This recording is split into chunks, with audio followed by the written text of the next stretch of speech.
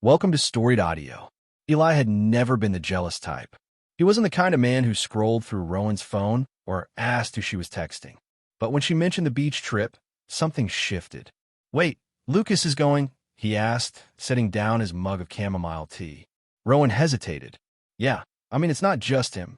It's the whole crew, Lena, Cassie, Drew." Eli's jaw tightened. "You and Lucas have history." "That was years ago," she said, brushing it off. "We're friends now." Eli didn't raise his voice. He rarely did, but his eyes held a quiet plea. "I'm asking you not to go." Rowan felt heat rise in her chest. "You don't get to control me."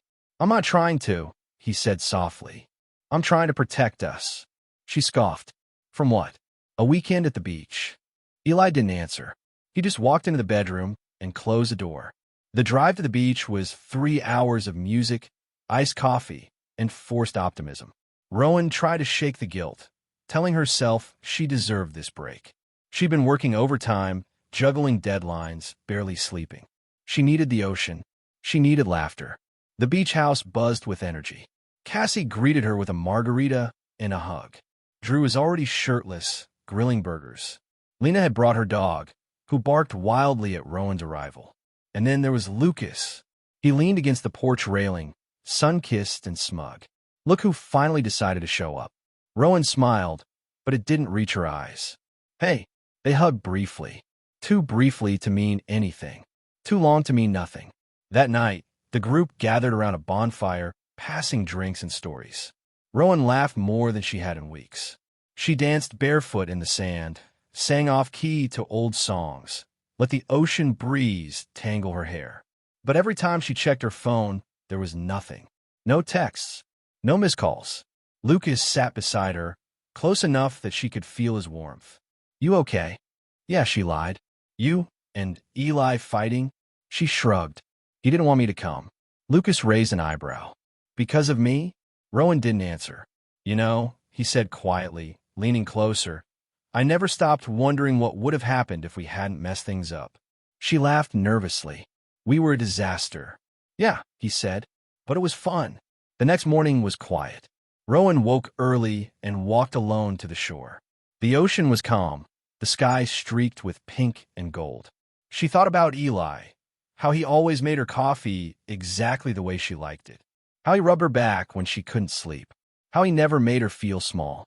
She missed him, but when she returned to the house, Lucas was waiting with 2 surfboards. "Come on," he said. "Let's see if you still remember how to ride." They paddled out together, laughing, falling, splashing. It felt innocent. It felt like college. It felt like forgetting.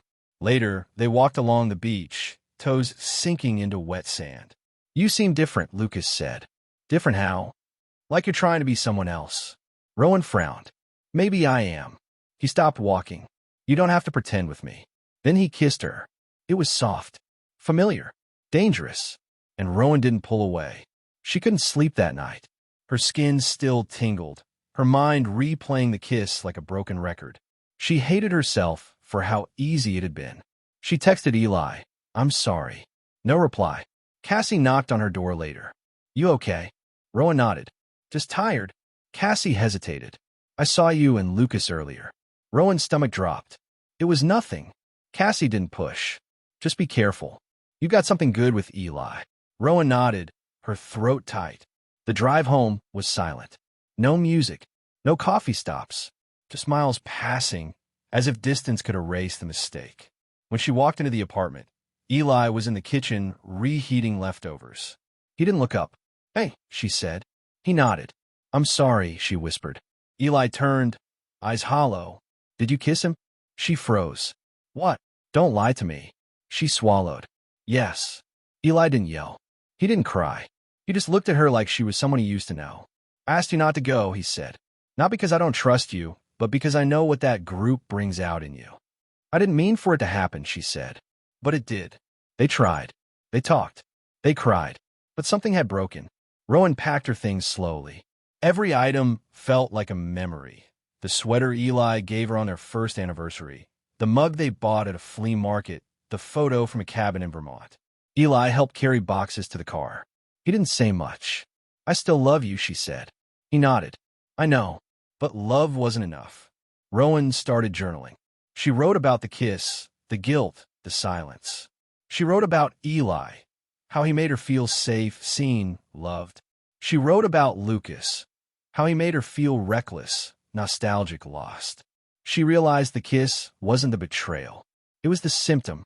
The real betrayal was choosing escape over honesty, dismissing Eli's vulnerability, ignoring the quiet warnings. She missed him, not just the comfort, but the way he made her want to be better. Lucas texted once, "You okay?" She didn't reply. Later, Rowan stood at the edge of the same beach, watching the waves crash. She was alone. No bonfire, no laughter, just the ocean and the weight of memory. She typed a message to Eli. "I'm sorry, not just for the kiss, but for not listening, for not choosing us." She didn't send it. Some things were better left unsaid. She turned and walked away, the tide washing over her footprints, erasing them like they were never there. Weeks passed, then months, and the quiet became something Rowan had to learn how to live with. She learned it in the mornings, when she reached for her phone out of habit, half expecting a message from Eli about a song he'd heard or a dream he couldn't shake. She learned it at the grocery store, standing frozen in the coffee aisle because she still remembered exactly which beans he liked. She learned it late at night when the apartment felt too big and too empty, when silence pressed against her chest like a second heartbeat. There were moments she almost convinced herself she was fine. She went to work, met friends for drinks, laughed at the right times. From the outside, her life looked intact. But grief, she realized, didn't always arrive as devastation. Sometimes it showed up as absence, the steady ache of something good that no longer existed. She replayed their last real conversation over and over. Not the confession, not the goodbye, but the moment weeks before when Eli had stood in the kitchen holding his tea, asking her not to go.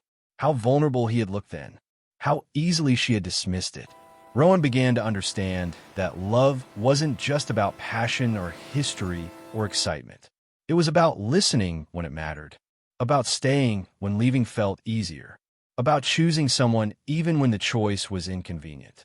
One night, she pulled out the old Vermont photo and sat on the floor, crying quietly into her knees. Not because she wanted him back. She knew some fractures couldn't be healed, but because she finally understood what she had lost. Eli had loved her gently, steadily, and she had mistaken that steadiness for something that would always be there. She placed the photo back in the box, closed the lid, and whispered into the empty room, "I won't make that mistake again." It wasn't forgiveness, but it was the beginning of becoming someone who deserved it. Subscribe to the channel for more audio stories.